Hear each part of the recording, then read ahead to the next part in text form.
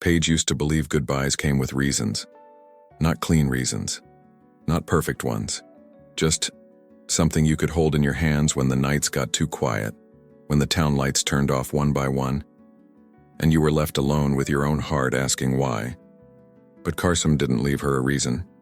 He left her a silence. One day he was there, mud on his boots, laughter in the kitchen, his hand on the small of her back like he belonged in her life. And the next, there was nothing but an empty driveway and a message that sounded like it was written by a stranger. "I can't do this, I'm sorry." No conversation, no explanation, no looking her in the eyes and admitting he was scared. Just absence. And in a small town, absence isn't quiet. It's loud. It echoes off front porches and diner booths. It turns into whispers in the grocery aisle, pity and polite smiles, and the kind of loneliness that feels like standing in the middle of a field with a storm coming, knowing you have to find shelter alone. So Paige did what strong women do when love collapses without warning. She survived. She grew. She learned how to wake up without hoping the day would bring him back. She learned how to rebuild without revenge, how to carry pain without letting it define her, how to become the kind of woman who didn't wait by the window for someone who chose the road instead. Years passed. Seasons rolled over the town like chapters. Harvests, first frosts, spring rains, new faces at the diner. And still, in the quiet corners of her life, there was one question she never let herself speak out loud. If he ever came back, would I even recognize him? Then, on a normal afternoon that wasn't supposed to change anything, Paige heard the sound. Tires on gravel. Slow. Deliberate.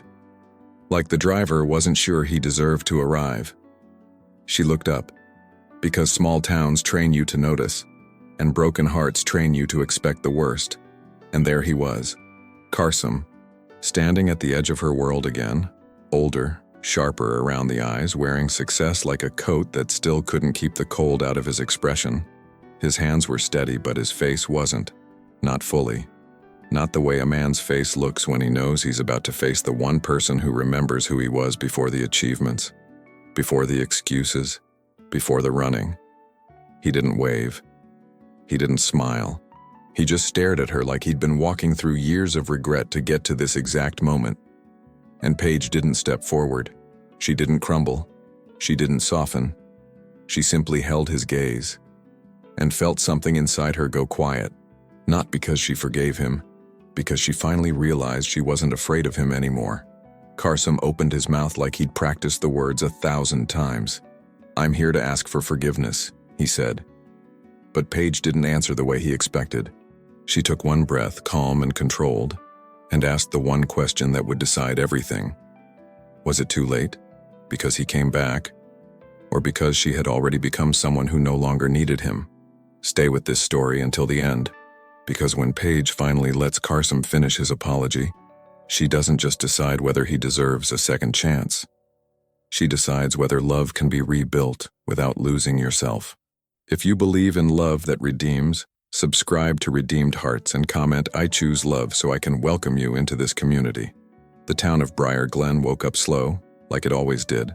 Sunlight spilled over cornfields and fence posts, warm as bread. Paige was already up, hair pinned back, sleeves rolled past her wrists.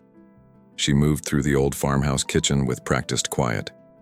Coffee, feed list, clinic shift later. Her life ran on steady choices, and for a while Carsom fit into that steadiness like a familiar song. Until the notes started changing when she wasn't looking. Carsom had always carried motion in his bones. Even sitting still, his knee bounced like a clock that couldn't rest. He talked about bigger cities the way people talk about weather, inevitable, new contracts, new investors, new doors that didn't exist here. Paige listened, not to the dreams, but to the hunger behind them. She admired ambition, but she feared what it could turn into, because hunger unchecked always asks for more than it should. Their love had begun simple, almost embarrassingly ordinary. A high school bleacher kiss, a county fair, laughter under string lights. He used to look at her like she was the safest place he knew. Paige was never naive, but she believed in the way he held her hand. She believed in the Sunday mornings and the shared errands and small plans. She believed in him when he said, "I'm here, Paige, I'm staying." And then one day his voice stopped sounding like home. It started with late nights at the diner and calls he stepped outside to take. His phone became a secret he protected with a half smile and quick excuses. Paige didn't accuse. She observed, careful and emotionally awake. The distance wasn't dramatic. It was subtle, like a door left cracked. He came to bed later, touched her less, stared through conversations. When she asked, he said, "I'm just tired, it's nothing." But Paige knew nothing was how people hid the truth. In the hospital hallway, Paige learned to read quiet suffering. She was a nurse who could sense panic before it reached a heartbeat monitor. That skill followed her home like a shadow she couldn't turn off. She watched Carsom's jaw tighten when the mail came. She watched him flinch at the word forever, like it was a trap. And she realized his ambition wasn't only about success. It was about running from fear he refused to name. One evening, rain drummed the roof like impatient fingers. Paige found Carsom in the garage, staring at his truck as if it held answers. A duffel bag lay open on the workbench, clothes folded too neatly. Her heart didn't race. Her heart went cold, protective, braced. "Are you going somewhere?" she asked, voice calm on purpose. Carsom didn't look up right away, like eye contact would chain him down. Finally he exhaled, and it sounded like surrender in reverse. "I got an offer," he said, like it was a confession and a prize. 2 years, big money, real opportunity. I can't ignore it." Paige stepped closer, keeping her hands at her sides. 2 years where?" she asked, because details mattered more than drama. "Dallas," he answered, and the word felt too large for their small-town walls. She nodded slowly, the way you nod at a diagnosis you didn't expect. "And when were you going to tell me?" Carsom rubbed his face, frustration sharpening his features. "I didn't want to fight," he said, as if truth was a trigger she couldn't handle. Paige's eyes flicked to the bag, then back to him, steady as stone. "You packed before you spoke," she replied, soft but unmistakable. "That tells me everything you think I am. An obstacle, not a partner." He opened his mouth, then closed it again, because denial needed courage. And courage was the one thing he didn't bring to that moment. "Paige, you don't understand," he insisted, voice climbing. "This town, it's small, it's safe, but it's not enough for me." The words landed like a slap because they carried a second meaning. Not enough for me, not enough for my future, not enough for my pride. Paige swallowed, not to hide tears, but to keep her voice from shaking. "If I'm not enough," she said, "then say that clearly." Carsom flinched like she'd forced him to look in a mirror. He took a step toward her, then hesitated, hands hovering uselessly. "I love you," he said, the oldest weapon men use when they want to escape. Paige didn't lean into it. She didn't let it soften the wound. "Love isn't what you say when you're leaving," she answered. "Love is what you do when staying is inconvenient." Carsom's eyes flashed, pride fighting guilt for control. "I'm doing this for us," he lied, and they both heard it. Paige stared at him until the silence did the talking. "For us would mean you asked me," she said, voice low, precise. "For us would mean a plan we built together, not a decision you dumped on me." Carsom's gaze dropped to the concrete floor like he couldn't bear her clarity. He was a man who wanted success without consequence, freedom without loss. And Paige, in that moment, saw something terrifyingly simple. He wanted to leave without being the villain in his own story. Outside, the rain eased, but the air stayed heavy. Carsom zipped the duffel with a final sound that felt like a door locking. Paige didn't cry. She refused to give him a dramatic ending to remember. She thought about all the shifts she'd worked, all the storms she'd handled. Pain was not new to her, but betrayal always had a sharper edge. "Are you coming back?" she asked, because even truth deserves one last chance. Carsom hesitated just long enough to break her. "I don't know," he admitted, and the honesty was worse than any lie. Paige nodded once, slowly, as if she'd been expecting it. She stepped aside, not because she approved, but because she wouldn't beg. Carsom brushed past her, and his shoulder almost touched hers. Almost, like he still wanted to feel innocent. At the doorway, he paused, gripping the frame like it could hold him in place. But he didn't turn around to look at what he was ruining. The truck engine coughed to life, loud in the quiet country night. Headlights cut across the porch in the yard she'd tended with her own hands. Paige stood in the doorway, barefoot, arms folded tightly to contain herself. She watched the tires roll over gravel, watched the red taillights shrink. She waited for the part where he stopped, got out, ran back. Movies did that. Weak men did not. The sound faded, and the town swallowed him whole. Inside, the house felt suddenly larger and emptier at the same time. Paige walked to the kitchen sink, turned on the faucet, and stared at the water. She didn't know why, maybe because running water proved the world still moved. Her phone buzzed once, and her heart betrayed her by jumping. A message. "I'm sorry. I can't do this. Please don't hate me." No address, no plan, no promise. Just a man asking to be forgiven while choosing to vanish. Paige set the phone down like it was hot. She leaned both palms on the counter, breathing through the ache. Anger arrived late, not explosive, but sharp and focused. Not because he left, but because he left her to clean up the aftermath alone. She pictured the next morning. The diner looks, the questions, the pity. She pictured herself answering with a smile that would cost her something. And she realized she was about to become her own rescue. At sunrise, she drove to the hospital with a spine made of willpower. The town looked the same, which felt cruel, like nothing respected her rupture. At the nurse's station, someone asked, "Carsom not with you today?" Paige kept her face calm, her voice steady, her dignity intact. "He had somewhere else to be," she said, and that was all he deserved. She worked through the day like her heart wasn't bleeding under her scrubs, and when she clocked out, she didn't go home to wait. She went to the field behind the farmhouse and let the wind hit her face. The sky was wide, endless, indifferent, exactly how abandonment felt. Paige whispered not a prayer yet, but something close to a vow. "I will not become small because someone couldn't stay." She wiped her eyes once, not hiding tears, just refusing to drown in them. Somewhere far away, Carsom was chasing a life he thought would save him. And in Briar Glen, Paige began the slow work of saving herself. Winter came early to Briar Glen the year Carsom left. The wind scraped corn stubble into restless whispers across the fields. Paige learned how silence could be loud inside an old farmhouse.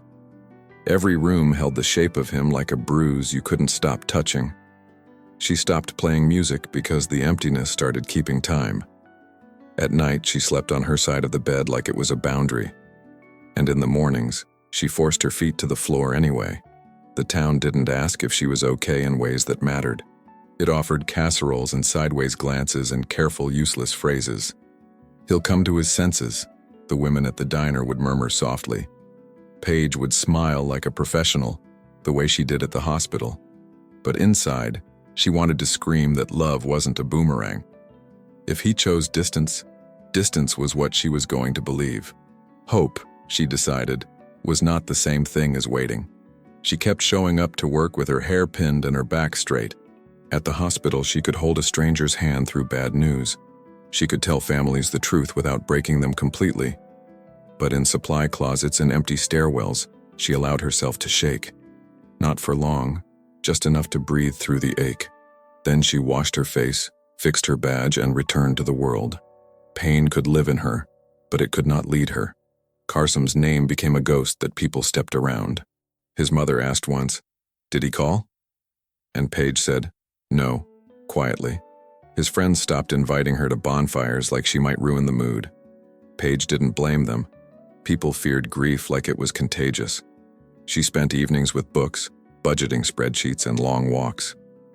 She learned which roads didn't trigger memories and which ones still did. The town stayed small, but she stopped letting it shrink her. At first, she checked her phone too often, like a reflex. Every buzz made her heart betray her with a flicker of expectation. Then she started leaving it in another room on purpose. She practiced not reaching for him the way people practice quitting sugar.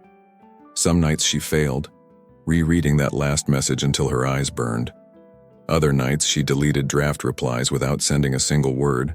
She refused to let her dignity be the price of his absence. Paige didn't have the luxury of falling apart for long. The farm needed attention. Fences, feed deliveries, broken pipes, and cold snaps. She learned how to fix things with her own hands, not because she wanted to, because the world didn't pause when your heart cracked open. She watched YouTube tutorials, borrowed tools, asked old Mr. Harlan for help. Each repaired hinge and mended gate felt like reclaiming a piece of herself. If Carsom expected her to be ruined, he had miscalculated her completely. One afternoon, she found a box under the bed with his old letters, county fair tickets, a photo strip from the mall 2 towns over, a napkin from the diner with "Forever" written in his messy handwriting. Her throat tightened, but she didn't romanticize it like a teenager. She looked at those mementos as evidence of who he had been then, and she finally said out loud, "That man isn't here anymore." She taped the box shut and carried it to the attic. In spring, Paige signed up for a trauma-informed care course. Not because she was broken, but because she refused to stay confused. She wanted language for what abandonment did to the nervous system. She wanted tools, not platitudes, for the nights her chest felt too tight. She started therapy in the next county where no one knew her history. In those sessions, she learned a new kind of courage. The courage to grieve what happened, without turning it into her identity. There were moments she hated him with a clean, sharp clarity. Not a dramatic hatred, something colder, more honest. She hated the way he left without facing the damage he caused. She hated that he got to reinvent himself while she carried the wreckage. She hated that people called it a chapter like it wasn't a scar. And then she hated herself for hating because she preferred peace. So she chose something harder. She chose to heal anyway. By summer, Paige had become a familiar anchor at the clinic. She organized blood drives and helped older farmers manage medications. She started a small support group for caregivers on Wednesday nights. Not for attention, because she knew what it meant to feel alone in a crowd. The women who came didn't ask for miracles. They asked for steadiness. Paige gave them what she had learned to give herself. And every time she did, she stitched herself back together. Some nights, storms rolled in like memories, fast, loud, unavoidable. She would stand on the porch and watch lightning split the sky. The thunder always reminded her of the truck engine leaving the driveway. She'd grip the railing and let the anger rise without swallowing her whole. Then she'd breathe until the sound became just weather again. Pain was allowed to visit, but it wasn't allowed to move in. That boundary became her quiet victory. Carsom's social media stayed mostly empty, which was almost worse. No explanations, no updates, no proof that he ever looked back. Once she heard he'd started a logistics company with investors in Texas. The news reached her like a distant siren, real, but not close enough to touch. She felt the sting, then the strange relief of knowing he was far away. It meant she didn't have to fear running into him at the grocery store. But it also meant he was choosing not to return at all. Paige stopped attending places that felt like shared territory. She skipped the county fair for the first time since she was 16. She avoided the lake where they used to sit and plan impossible futures. Instead, she took her coffee to the old bridge at sunrise. There, the town looked softer, like it could forgive itself for being small. Paige whispered small promises into the morning air. "I will build a life that doesn't depend on anyone staying." When men tried to flirt with her at the diner, she didn't melt. She didn't punish them either, she simply stayed honest. "I'm not looking," she said, and she meant it in the healthiest way. She wasn't afraid of love. She was protecting the work she'd done. Her heart was not an open door anymore. It was a home with locks. Anyone who entered would have to knock with respect and patience. That was not bitterness. That was growth. On the anniversary of the day he left, she took off work. She drove out past the fields to a hill that overlooked Briar Glen. She brought no friends, no distractions, no ritual except her own truth. Paige sat in the grass and let herself remember without collapsing. She cried for the girl who believed promises were enough. Then she wiped her cheeks and spoke to the horizon like it could listen. "I forgive myself for loving someone who wasn't ready to stay." Later that evening, she walked into the farmhouse with new calm. She rearranged furniture, repainted a wall, changed the curtains. Not because decor mattered, but because symbols did. The home no longer looked like a museum of what they had been. It looked like Paige lived there, fully, boldly, on purpose. She donated Carsom's old jacket to a shelter in the next county. Letting go, she realized, could be an act of mercy. The next months became a rhythm of progress and unexpected triggers. A song on the radio, a truck like his passing on the highway, a couple holding hands at the pharmacy while she waited for prescriptions. Each time she felt the sting. Then she chose her breath over her past. She wrote in a journal, not about missing him, but about finding herself. Page after page, her voice grew stronger, clearer, more certain. She wasn't waiting for closure. She was creating it. And then, on a quiet October night, she had a thought that startled her. If Carsom walked back into this town tomorrow, he wouldn't find her broken. He wouldn't find the girl who begged in silence for a message. He would find a woman who could meet his eyes without shrinking. A woman who knew love was more than a return. It was a decision to remain. Paige stared at the dark window, her reflection steady and unafraid. Somewhere deep inside, she felt it. The beginning of a new chapter. Summer softened Briar Glen into gold and green. The fields rose tall. The air smelled like cut grass and sun. Paige moved through town like someone who had earned her peace. Not loud, not desperate, not trying to prove anything anymore. She was simply present, steady in places she once felt fragile, and people noticed the way she carried herself now, like a woman who had stopped waiting to be rescued. On Tuesdays, she volunteered at the clinic after her hospital shift. She organized supplies, schedules, and rides for patients who couldn't drive. Older farmers trusted her hands more than they trusted their own bodies. Mothers with tired eyes listened when Paige spoke gently, but clearly. She didn't just treat symptoms. She treated shame with dignity. Pain had educated her in compassion that wasn't performative, and healing had taught her the power of consistent presence. The support group she started kept growing past the first month. Wednesday nights became a circle of folding chairs and quiet courage. Women shared stories of grief, burnout, loneliness, and survival. Paige didn't pretend to have perfect answers. She gave them language, tools, and permission to breathe again. Sometimes she simply said, "You're not crazy, you're overwhelmed," and that truth landed like a hand on the heart. She learned a new kind of confidence in those meetings, the kind that didn't need applause or validation from anyone. Paige could say no without explaining herself into exhaustion. She could rest without guilt, eat without rushing, laugh without checking the door. She stopped shrinking to make others comfortable with her strength. In her world now, love had to be safe to enter. Anything less than safety was simply not invited. Her farmhouse looked different too, quietly transformed. New curtains, a fresh coat of paint, furniture moved into better light. The house no longer held space for a ghost. It held space for a woman who paid her own bills and fixed her own fence. There were fresh flowers in a jar because Paige liked them, not because someone else brought them hoping to be forgiven. That detail mattered more than she ever admitted out loud. In late August, the town prepared for the Harvest Festival. Briar Glen always celebrated like it was holding itself together with tradition. String lights across Main Street, pie contests, kids chasing each other laughing. Paige agreed to run the clinic fundraiser booth near the church steps. She donated her time, her organization, her calm authority. When someone said, "You're the reason this works," she didn't flinch. She simply nodded, like she finally believed it too. That afternoon, Carsom's name returned like a sudden chill. It slipped into conversation the way storms slip into clear skies. Two men at the diner spoke about a logistics company out of Texas. Carsom Wilder, one said, tapping the newspaper with his finger. "He's got contracts with half the counties down there. Big money." Paige's spoon paused mid-stir, coffee rippling in the cup. Her face stayed calm, but her pulse remembered everything. She didn't ask questions, and that surprised even her. Old Paige would have needed every detail like oxygen.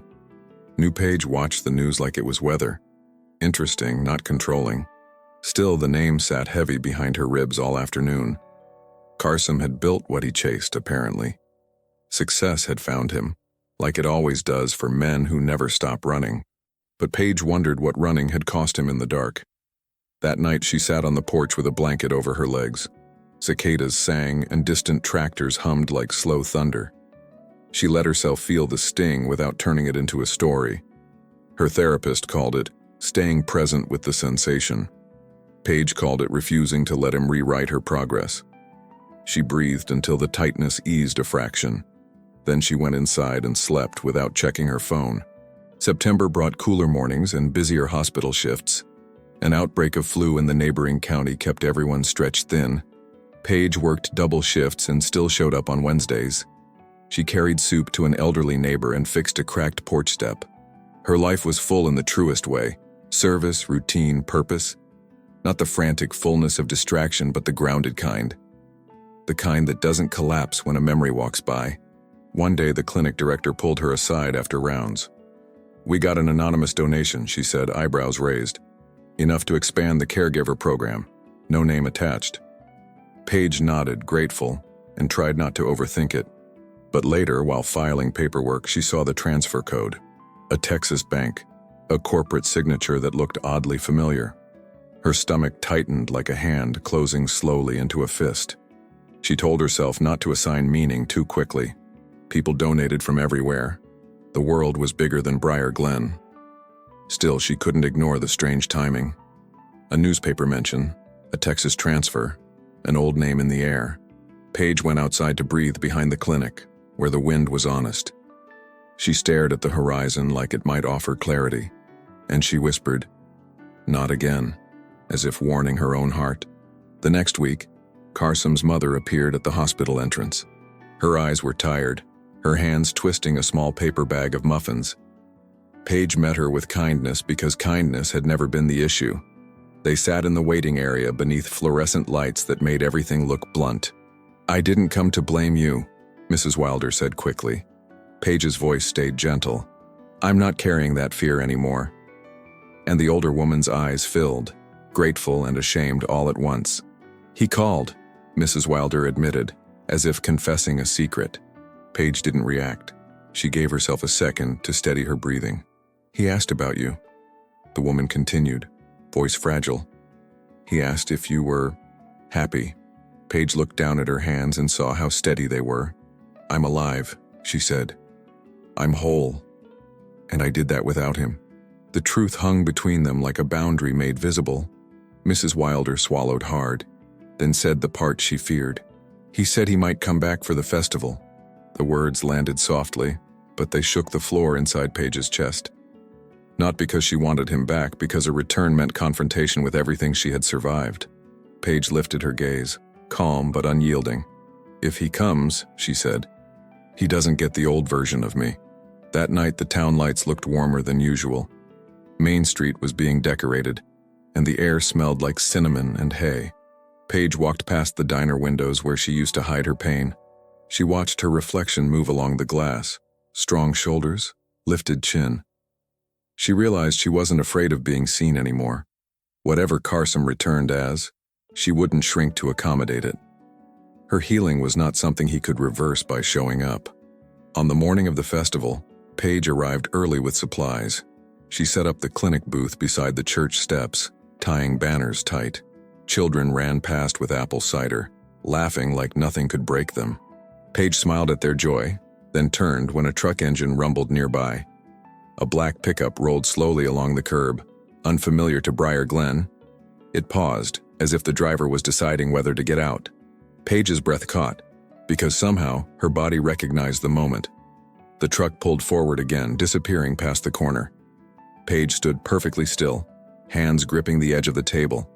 The air felt charged, like the sky before lightning. She told herself it meant nothing, that she was imagining shadows. Then her phone vibrated once in her pocket. A single message preview. Unknown number. "Paige, it's me. I'm in town." And for the first time in years, the past stood close enough to touch. Paige stared at the message until her pulse slowed. The festival noise kept moving, bright and careless. Children laughed near the pie stand on Main Street. Her hands stayed on the table, knuckles pale. She did not type back, not yet, not ever in panic. Because she had learned this truth the hard way. A return meant nothing if it demanded her peace. She slid her phone into her pocket like a closed door. Then she kept working, tightening ribbon on the banner. "Caregiver Fund," the sign read in neat blue letters. A woman asked about blood pressure screenings next week. Paige answered calmly, voice steady, eyes focused. She refused to let one name hijack her entire day, even if the name belonged to her oldest wound. Across the street, the black pickup rolled by again. This time it didn't keep going past the corner. It slowed near the church steps, then stopped. The engine cut off, and the silence felt intentional. Paige didn't look right away, not out of fear. Out of control, because control was how she survived. She counted one breath, then turned her head. Carsom stepped out like he was entering a courtroom. He wore a dark coat, expensive boots, and tired eyes. Success clung to him, but it didn't soften his face. He looked older in places that mattered, especially around guilt. His shoulders were broader, but his confidence was quieter. He scanned the crowd, then found her like a compass. And the moment he met her gaze, he stopped moving. Paige felt the past rise up, then settle back down. It didn't swallow her the way it once would have. She saw him clearly, not through longing, not through rage, just through the truth. He had been gone for years. Whatever he came back as, it wasn't her responsibility. She straightened her posture and stepped from behind the table, not to run to him, only to face him. Carsom walked toward the booth with careful restraint. He didn't smile like he knew it would be offensive. He stopped a few feet away, hands open at his sides. "Paige," he said, voice low, like the word was sacred. She didn't answer right away because she didn't owe him warmth. The wind lifted her hair and she didn't fix it. She let him see she was no longer performing comfort. "You're in town," Paige said, measured and plain. Carsom swallowed, and his throat moved like regret. "I am," he answered, eyes locked on her face. "I didn't come to disrupt your life," he added quickly. Paige's brows lifted, the smallest disbelief. "You drove here," she said softly. "That's a disruption." The honesty landed harder than anger ever could. Carsom flinched, then nodded as if accepting a verdict. "I deserve that," he admitted, voice steady but strained. "I'm not here to make excuses," he continued. Paige's gaze didn't soften, it sharpened. "Then don't," she said. "Say the truth, clean and simple." Carsom exhaled like he'd been holding his breath for years. "I left because I was afraid I wasn't enough." Paige stared at him, not surprised, only saddened. "You left because you wanted control," she corrected gently. "You left because staying required humility." Carsom's jaw tightened, then loosened as if he chose not to fight. "You're right," he said, and it sounded like surrender with purpose. "I built a company," he added, almost ashamed of the detail. "And none of it fixed what I broke in you." The festival lights flickered on as the sun dipped lower. Around them, people pretended not to watch, but watched anyway. Briar Glen was polite, but it was never blind. Paige glanced toward her booth, then back at him. "You didn't come here to confess in public," she said, "so tell me why you're standing in front of me now." Carsom's eyes shone, not with tears, but with restraint. "Because I couldn't carry it anymore," he said quietly. "Because every win tasted like I stole something first." Paige's voice stayed calm, but her heart tightened. "You didn't steal," she said. "You abandoned." Carsom nodded again, taking the word like a deserved bruise. "I did," he whispered, "and I'm sorry isn't enough." Paige's gaze held him like a locked gate. Carsom reached into his coat and stopped himself. It was a small motion, but it revealed his instinct to plead. He dropped his hand and kept his distance instead. "I heard about the clinic," he said, changing course carefully. "The caregiver group, the rides, the donations." Paige's eyes narrowed, because the details were too specific. "You've been watching from far away," she said, voice cool. "I didn't want to intrude," he said, and it sounded weak. Paige tilted her head, the hint of a bitter laugh in her breath. "You didn't want to intrude," she repeated. "After disappearing?" Carsom's face tightened, then softened like he accepted the blow. "I didn't trust myself," he admitted. "I was ashamed." Paige stepped half a pace closer, not threatening, just clear. "Shame doesn't heal people," she said. "Accountability does." The wind carried the smell of cinnamon and hay. For a second, Paige remembered the girl she used to be. Then she remembered the woman she had become without him. Carsom's voice trembled slightly, but he didn't raise it. "I'm not asking you to take me back," he said. "I'm asking for a chance to make amends the right way." Paige's eyes didn't blink. "Define right way." Carsom nodded like he'd expected that demand. "I show up," he said. "Consistently, quietly, without pressure. I help where you let me," he continued. "And I stop when you say stop." Paige studied him, searching for the old pride. It was still there, but it looked tired, like it had lost its throne. She swallowed, then asked the question that mattered most today. "Are you here to stay?" she said. "Or to vanish again?" Carsom didn't answer fast, and Paige respected that. He looked down at the gravel, then back at her with raw honesty. "I can't undo what I did," he said, "but I can choose different now. I rented the old Miller house for the month," he added. "I'm not leaving tomorrow. I'm not here for a weekend apology." Paige's chest tightened, not with hope, but with fear of hope.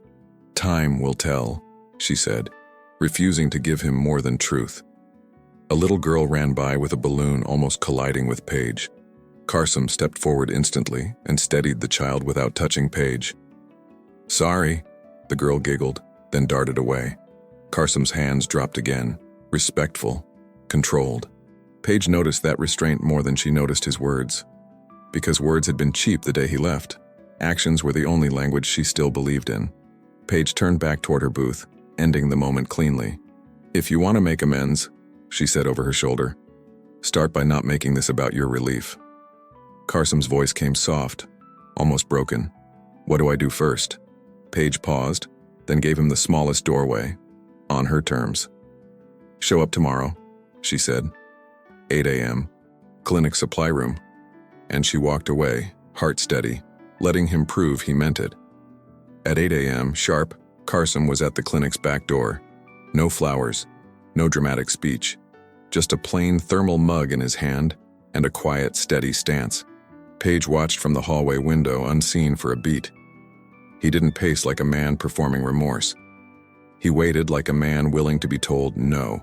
When Paige opened the door, she didn't smile. "Supply room," she said, voice neutral, pointing down the corridor. Carsom nodded once as if grateful she'd even given directions.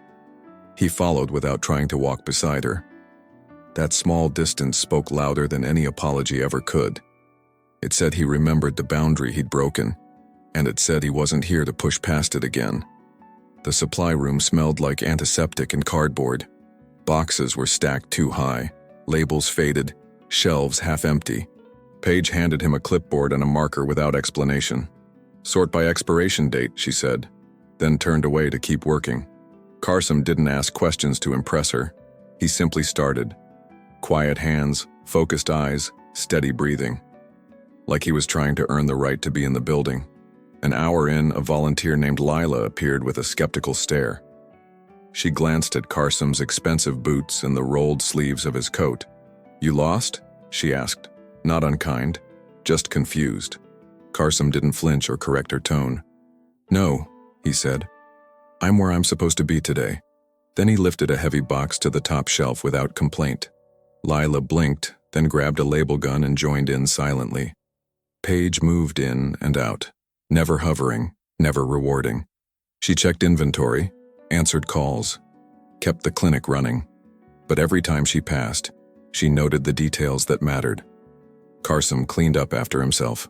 Carsom didn't stop to check if she was watching. Carsom didn't make his help feel like a debt she owed.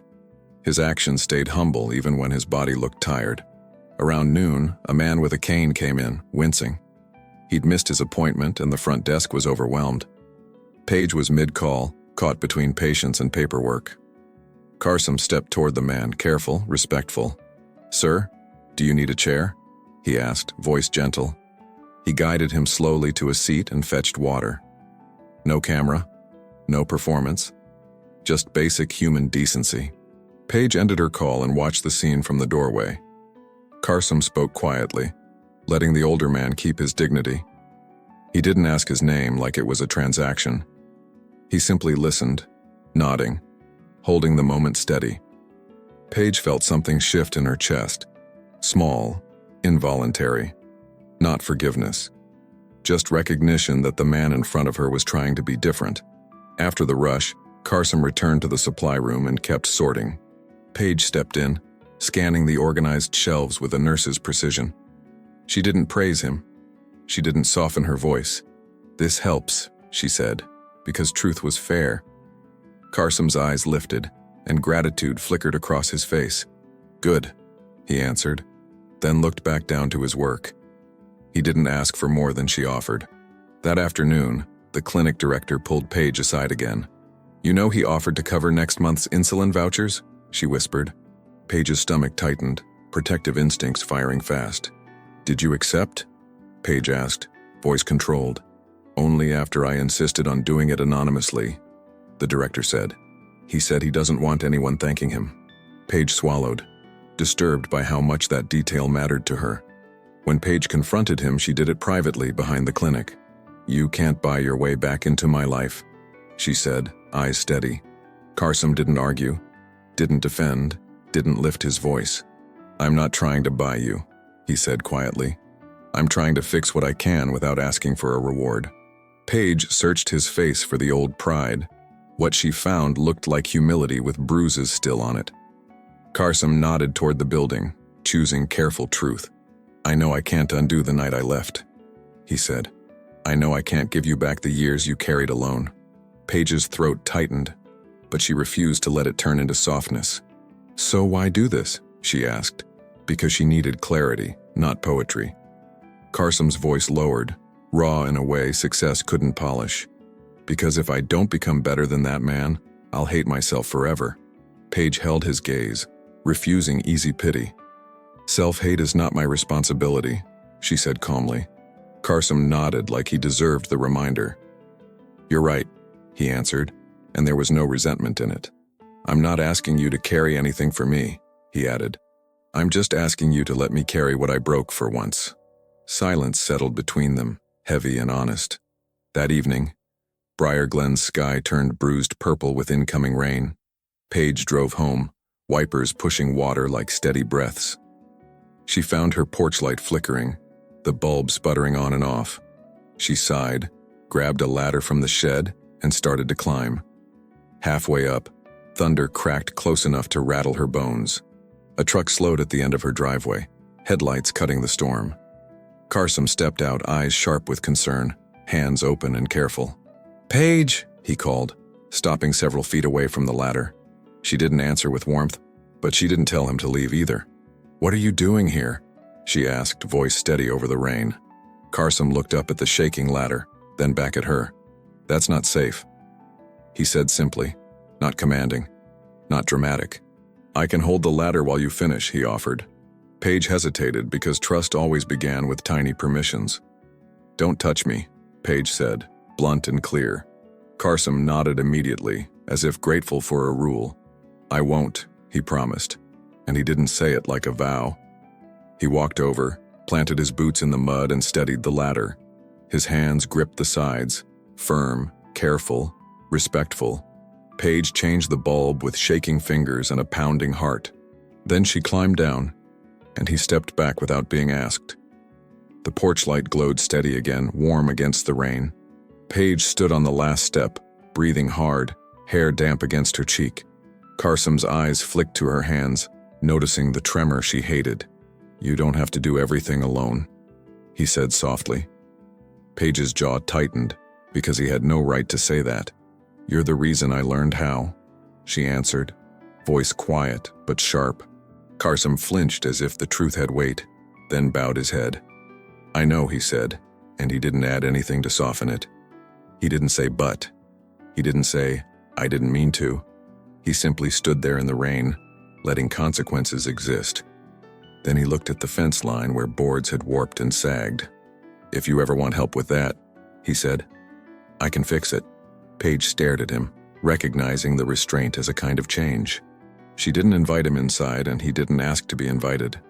Carsom walked back to his truck with the same quiet he arrived with, but before he got in, he paused and turned just enough to speak. "I'll be back at the clinic tomorrow," he said, "if you still want that."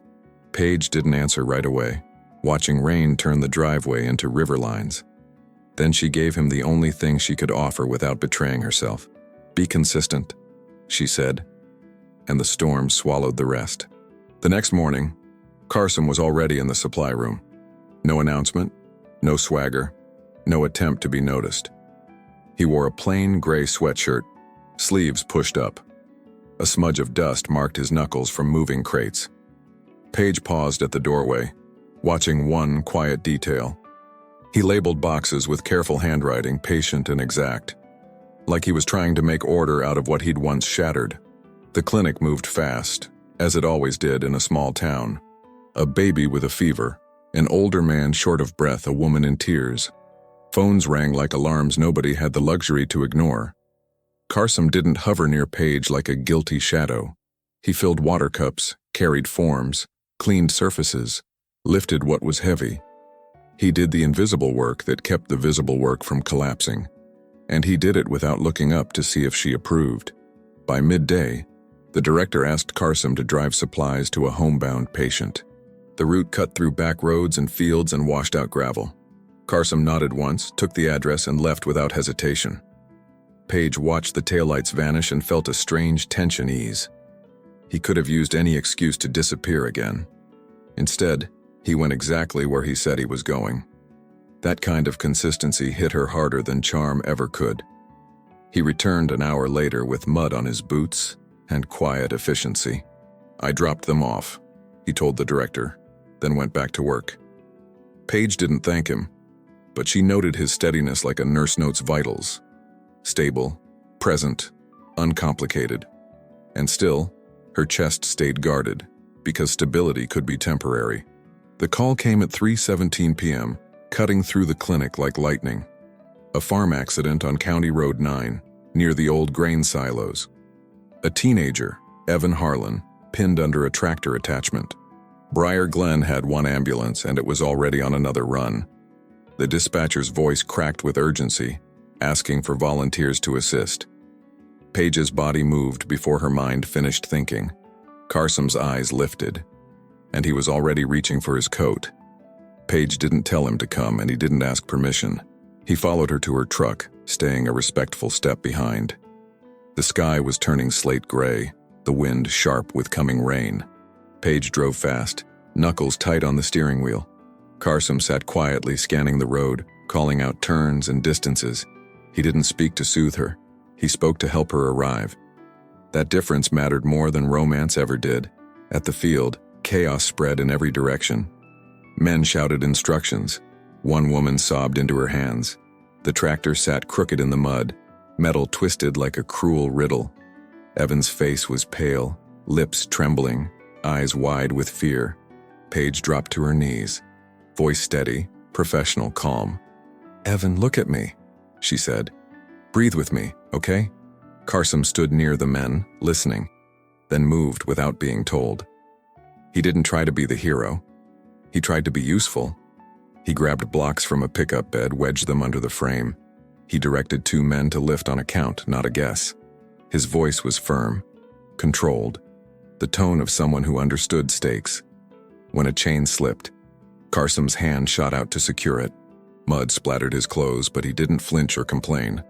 Paige glanced up once and saw a man who didn't run from mess anymore. Rain began to fall, cold and relentless, soaking everyone to the skin. The ambulance finally arrived, sirens slicing the air open. Paige helped stabilize Evan's leg, her hand steady despite the trembling around her. Carsom held an umbrella over Evan's mother without touching her shoulders. He murmured, "He's breathing. He's still here." Like an anchor in the storm. When the stretcher rolled toward the ambulance, Carsom ran beside it.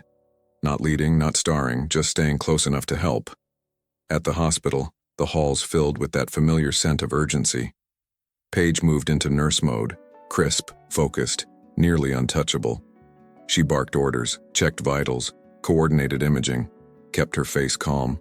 Carsom waited in the hallway, hands clasped, eyes tracking every door. No one asked him to stay, and still he stayed. Hours passed and he never once looked at his watch like he wanted out. Paige hated how much she noticed that and how much it soothed her. In the waiting room, Evan's mother finally broke. "I can't lose him," she whispered, voice shredded, knees trembling. Carsom crouched beside her chair, careful not to invade her space. "You won't carry this alone," he said, and his voice didn't perform pity. He stepped away, called the director, then called someone at his company. Paige caught fragments. Emergency transport, insurance liaison, overnight equipment delivery. He was building a bridge with resources, not promises. Later, in a quiet corridor, Paige cornered him with her eyes. "Don't," she said, voice low. "Don't turn this into a donation headline." Carsom's gaze held hers, calm, humbled. "I'm not doing it for credit," he replied. "I'm doing it because it's right." Paige crossed her arms, refusing to soften too quickly.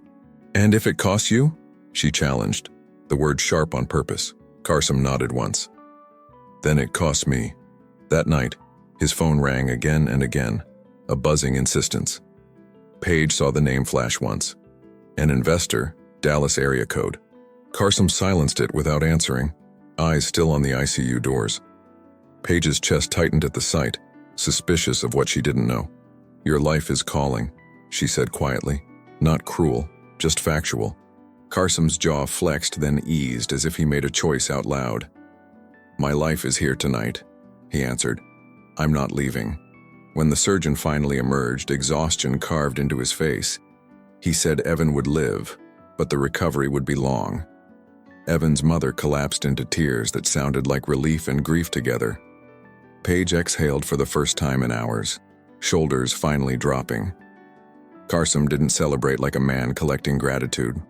He stood back, giving space, letting the family have their miracle. And when he turned, he caught Paige watching him with unreadable eyes. They ended up outside under the hospital awning, rain still falling. The parking lot lights cast pale halos over wet asphalt. Paige's hair clung to her neck, her hands shaking from adrenaline. Carsom held out a coffee he'd bought from the vending machine. She didn't take it, not immediately, not easily. "I'm fine," she said, because independence was a reflex now. Carsom nodded. "I know you are. I wasn't offering to save you." Silence stretched, thick with what neither could rewrite. Then Carsom spoke, voice rough, stripped of polish. "I came back to ask for forgiveness," he admitted, eyes steady on hers. Paige didn't move, didn't soften, didn't give him relief for showing up. She breathed in, slow, controlled, like she was preparing for surgery. "Before forgiveness," she said, "I have one question." Carsom's throat tightened. "Ask it." Paige stepped closer, not intimate, just clear enough to be heard. "What happens," she asked, "the next time you feel small again? What happens the day love gets hard and staying costs you comfort? Do you run, like you did before?" Carsom's eyes glistened, not with tears, but with truth pressing up. He nodded slowly, as if accepting the weight of her question. "Then I stay," he said.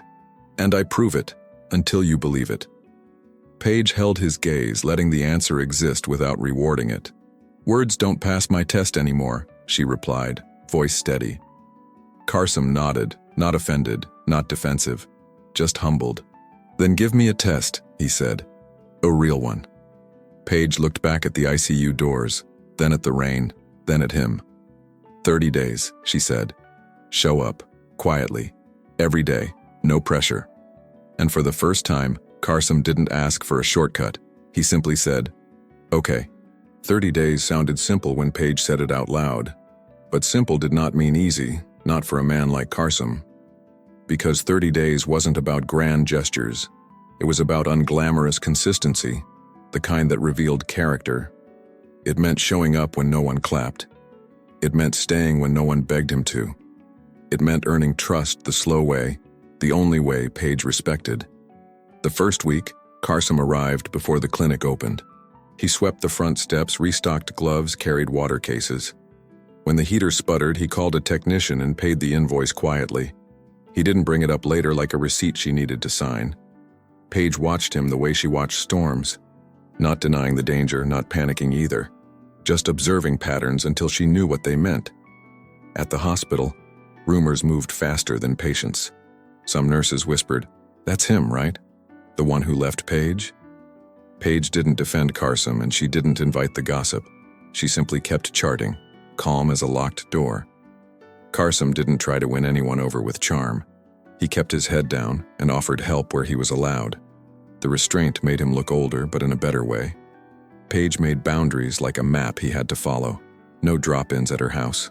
No late-night calls. No emotional speeches in public places. If he wanted to speak to her, he asked first. If she said not today, he said okay and meant it. That alone felt like a miracle Briar Glen didn't know how to name. One Wednesday, he showed up early for the support group. Paige expected him to hover near the door like a man seeking approval. Instead, he stayed outside unloading chairs from his truck. He set them up, then walked away before anyone arrived. When a woman noticed and asked, "Who did that?" Paige shrugged. "Someone who understands what help looks like," she said quietly. And Carsom from the hallway heard nothing and asked for nothing. By the second week, Paige tested him in smaller ways. She asked him to drive supplies to 3 different homes. She gave him a list, not because she trusted him, but because she needed to. Carsom returned each time with signatures, receipts, and no excuses. He didn't add commentary like a man collecting praise. He simply asked, "What's next?" and waited. Paige hated how steady that question felt inside her chest. The third week brought the first real temptation to run. A call came in from Dallas. An investor meeting moved up unexpectedly. A contract that could expand Carsom's company into 2 new states. The kind of opportunity old Carsom would have chased without thinking. Paige overheard the voicemail by accident in the clinic hallway. Carsom listened once, eyes narrowing, then deleted the message without replying. Paige pretended she hadn't seen, but her heart remembered the sound of choosing. That night, Carsom approached her in the parking lot at a respectful distance. "Tomorrow I need to fly out for 6 hours," he said, voice controlled. Paige's chest tightened, instinct screaming, "Here it comes." He raised his hand slightly, palms open as if offering proof. "I already booked the first flight out and the last flight back," he added. "I'll be here before the clinic opens. I'm not leaving the town." Paige stared at him, searching for manipulation in the details. "Why tell me?" she asked, because honesty had to be tested too. Carsom swallowed, eyes steady. "Because you asked what happens when staying costs me," he said. "And because secrecy is the soil where running grows." Paige's throat tightened against emotion she didn't want to feel. She nodded once, small and controlled. "Then go," she said, "and come back exactly when you said you will." He did. At 5:42 a.m., Carsom's truck was in the clinic lot again. Same quiet posture, same plain clothes, same steady eyes. No triumphant look, no "see, I proved it." He simply carried a box of donated blankets inside and started folding. Paige watched from the doorway, heart pounding at the strangest thing. Relief. Not because she needed him, but because he kept his word. Later that day, Paige's fence finally gave up along the east field. A section collapsed after weeks of strain, boards snapping like brittle bones. Paige drove home after her shift and stood staring at the damage. The work was possible alone, but it would take all weekend. Carsom's truck rolled up slowly behind her, stopping at the end of the drive. He didn't get out right away like he was waiting for permission. Paige didn't invite him in with words. She simply stepped aside from the gate. Carsom climbed out with tools in hand, eyes careful. "I can fix it," he said, voice gentle, and then he stopped. He didn't add, "If you let me," because pressure was a form of violence now. Paige nodded once, short, a silent agreement with clear rules. Carsom went to work without talking too much. He measured, hammered, replaced boards, tightened wire. And Paige worked beside him, not because she needed help, because she chose it. The sun dropped low, turning the fields into copper. Their shoulders moved in the same rhythm, a quiet kind of teamwork. Carsom passed her nails. She held boards steady. At one point, Paige's hand brushed his by accident. Both of them froze for a second like the past had touched them. Carsom pulled back immediately, giving her space without being asked. Paige's heart clenched, not with longing, but with the weight of restraint. When the fence stood straight again, Paige leaned on the post and exhaled. Her hair was messy, her cheeks flushed from work. Carsom wiped sweat from his forehead, breathing hard. He didn't look at her like he was entitled to intimacy. He looked at her like he was learning who she had become. "I'm proud of you," he said softly, then stopped, as if worried it might be too much.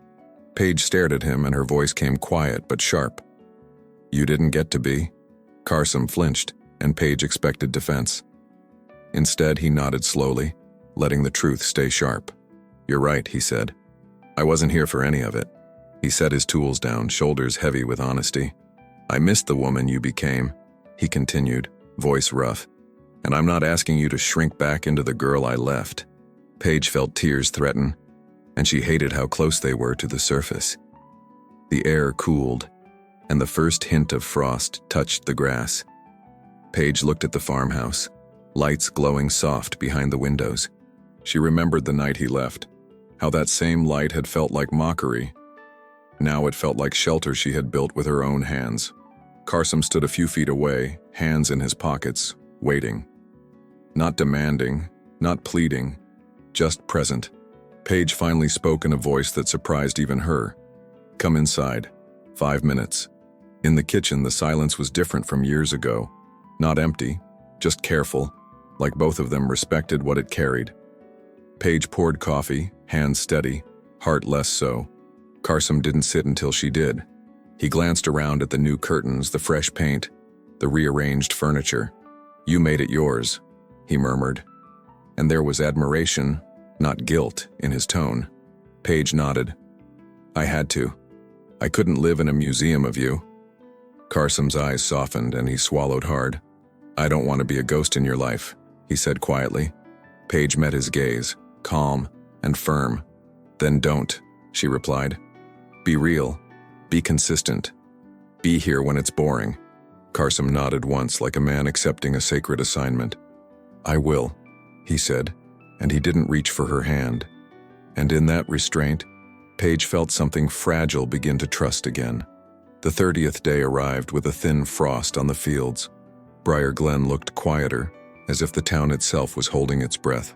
Paige stood at the clinic window before sunrise, coffee warming her hands. She watched Carsom's truck pull in slowly, right on time, like always. No grand entrance, no hopeful smile, no "did I pass" in his eyes. He stepped out, closed the door gently, and walked inside to work. And Paige felt the truth settle. He had not disappeared. That morning, the clinic director pulled Paige into her office. On the desk sat a folder with forms and a clean typed proposal. A long-term endowment, the director whispered, still stunned. Enough to keep the caregiver program running for years. Paige's chest tightened, protective instincts rising like a shield. "Anonymous?" she asked, voice controlled, almost stern. The director nodded. He insisted. "No name, no plaque." Paige found Carsom in the supply room, stacking boxes in silence. She didn't waste time with soft introductions or comfortable small talk. "You're making big moves without talking to me," she said evenly. Carsom turned, hands empty, posture respectful, eyes honest. "I'm making moves for the town," he answered, careful with every word. "And I'm making moves to become the man you asked for." Paige held his gaze. "Don't confuse that with access to my heart." Carsom nodded as if he needed the reminder, not resented it. "I don't want access," he said quietly, voice rough with restraint. "I want integrity, whether you choose me or not." Paige's throat tightened, and she hated how close it felt to relief. "Why here?" she asked. "Why Briar Glen now?" Carsom looked down, then back up, choosing truth over pride. "Because I'm done proving things to strangers and losing what mattered." After the shift, Paige drove to the hill outside town again, the same place she once promised herself she would never become small. The sky was pale, winter clean, the sun crawling up like a slow mercy. She sat in her truck for a long time, hands quiet on the steering wheel. Forgiveness wasn't a switch. It was a decision built from evidence. She thought of his silence years ago, and his consistency now. And she admitted the hardest truth. Her heart was no longer closed, just careful. That evening, Carsom left a message with the clinic director. No phone call to Paige, no late-night knock at her door. Just a simple note. "If she's willing, I'd like to speak tomorrow." Paige read it twice, then folded it like a boundary in her hands. She could have ignored it and still been strong. But strength, she'd learned, also meant facing what once broke you. So she wrote one line back. Tomorrow, after my shift. The bridge. The old bridge over Briar Creek was cold and quiet at dusk. Water moved beneath it, steady as time, indifferent to human regret. Paige arrived first, wrapped in a coat, breath turning to fog. Carsom came 10 minutes later, walking instead of driving, hands visible. He stopped at a respectful distance, like he didn't deserve closeness yet. The air between them held years of pain and months of effort, and neither of them tried to rush what took so long to build. 30 days, Paige said, voice calm, eyes sharp with memory. You showed up, she admitted. Not praise, just fact. Carsom nodded once, waiting, letting her lead the moment. You didn't beg, she continued. You didn't pressure, you didn't vanish. Carsom's jaw tightened as if holding back emotion he didn't want to weaponize. I learned, he said simply. If I loved you, I had to respect you. Paige's gaze didn't soften yet. And if it gets hard again? Carsom took a breath, the cold cutting into his lungs. I already made a decision, he answered, quiet but unshakable. My company is opening a small distribution hub outside town. Paige blinked, caught off guard by the practicality of it. It keeps my contracts, he said, and it keeps me here. I'll travel when I must, but Briar Glen is no longer a stop. It's home, if you ever want it to be ours. Paige's heart hitched, but she didn't let it drag her forward. You can build a hub, she said softly, and still run emotionally. Carsom nodded, accepting the truth like a weight he deserved to carry. Then judge me by my patterns, he said, eyes steady on hers. Judge me by the boring days, the hard days, the days no one sees. He swallowed, voice roughening. I'm not asking you to forget. I'm asking you to watch who I am now, long enough to be sure. The wind rose, slipping through the bare branches like a warning. Paige stared at the creek, then back at him, choosing honesty over pride. I didn't survive you leaving by staying soft, she said quietly. I survived by becoming strong in places love didn't touch. Carsom's eyes glistened, but he didn't interrupt, didn't defend himself. Paige's voice tightened. So if I choose you again, it's not a rescue. It's a partnership, and I won't lose myself to keep you. Carsom's answer came instantly, like the first true vow he'd ever earned. Don't lose yourself, he said. That's what I fell in love with. He took one small step closer, still not touching, still not claiming. I want the woman you became. He continued, voice low and steady. Even when she says no. Even when she's angry. Even when she's tired. He exhaled, eyes locked on hers. I want to be safe for her, and I'll keep proving I am, even if it takes years. Paige felt tears burn, and she let them exist without shame. For a moment, she saw the girl on the porch, years ago, alone. Then she saw the woman beside the fence, choosing, not begging. Forgiveness wasn't a gift she gave him to ease his conscience. It was a freedom she gave herself. After everything she carried, she nodded once, small, shaking, brave. I forgive you for leaving. Carsom's shoulders dropped like a man released from a sentence he deserved. But, Paige added, voice firm, eyes unflinching through tears. Carsom froze because he knew love in her world came with truth. But forgiveness doesn't erase consequences, she said. It doesn't restore trust overnight, and it doesn't rewrite what it cost me. Carsom nodded, throat tight, accepting the terms without complaint. I understand, he said, voice cracked but steady. I won't rush you. Paige breathed out slowly. Then don't rush me. Walk with me. Carsom reached into his coat and stopped, asking with his eyes first. Paige didn't nod, didn't smile, but she didn't step back either. So he pulled out a small key on a plain ring, not glittering, not dramatic. The Miller House lease ends soon, he said softly.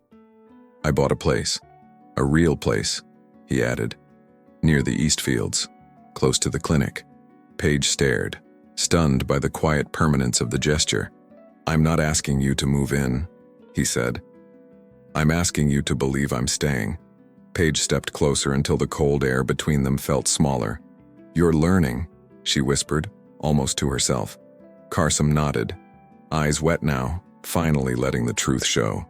"I should have learned sooner," he said, "but I'm here now." Paige lifted her hand, hesitated, then placed it against his coat. Light, deliberate. Carsom didn't grab her, didn't pull her in, didn't steal the moment. He simply stood still, letting her be the one to choose closeness. "This isn't a fairy tale," Paige said, voice trembling but clear. Carsom's forehead dipped slightly, almost a bow, almost a promise. "I know," he answered. "It's better than a fairy tale. Because you're not a prize," he continued, voice low. "You're a person. And I'm not a hero," he added. "I'm a man who learned the hard way." Paige swallowed, then nodded, tears slipping free. "Then stay the hard way." Carsom's voice broke gently. "I will, Paige. I'm here." The first snow began to fall, light, quiet, almost unreal. Paige looked up, then laughed softly, surprised by her own joy. Carsom watched her like she was sunrise after years of dark roads. Paige turned back to him, and this time she didn't hesitate. She rose on her toes and kissed him. Slow, careful, earned. Carsom kissed her back like a man who understood sacred things now. And in the hush of falling snow, love returned. Not as a memory, but as a choice. The snow kept falling, soft as forgiveness, quiet as a promise that didn't need to be loud. Paige's hand stayed against Carsom's chest for a long moment after the kiss, like she was listening, not for his heartbeat, but for the truth inside it. And Carsom didn't move too fast. He didn't reach for more than she offered. He simply stood there, steady, letting the moment remain gentle instead of desperate. Because that was what redemption looked like in real life. Not grand speeches in the rain, not begging, not a single apology that erased years. Redemption looked like 30 days of showing up. It looked like early mornings at the clinic.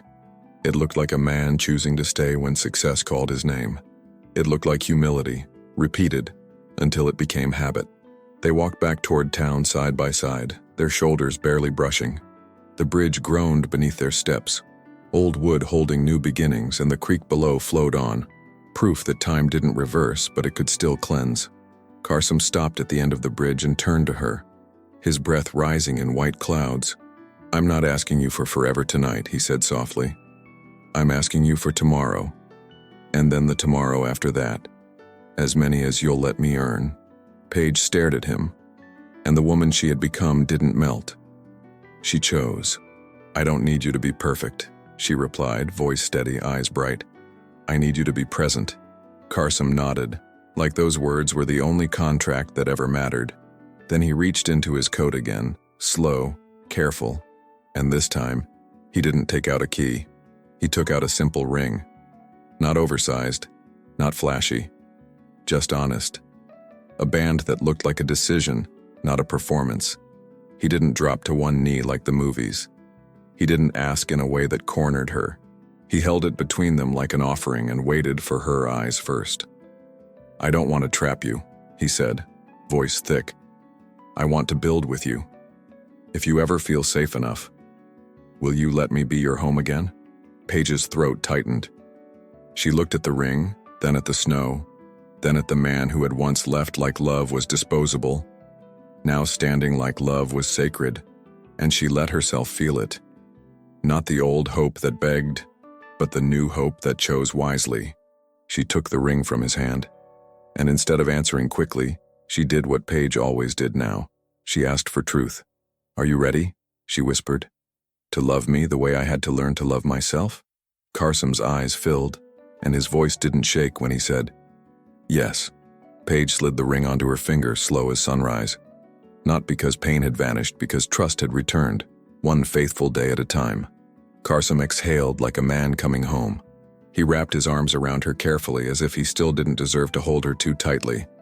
And Paige leaned into him, not as a woman who needed saving, but as a woman who had decided to share her life again. They stood there while Briar Glen glowed behind them. Warm porch lights, quiet streets, a small town witnessing something it rarely saw. A love that didn't come back to repeat the past. A love that came back to redeem it. And as the snow fell thicker, Paige rested her head against Carsom's shoulder and closed her eyes. Not because she forgot what he did, but because she believed what he was doing now. Because in the end, love wasn't proven by returning. It was proven by staying. If this story made you believe just a little that love can come back cleaner, humbler, and real, then subscribe to Redeemed Hearts right now. And comment, "I choose redemption," so I can know you stayed until the end, and so we can build this community of women who don't settle for words. They choose actions.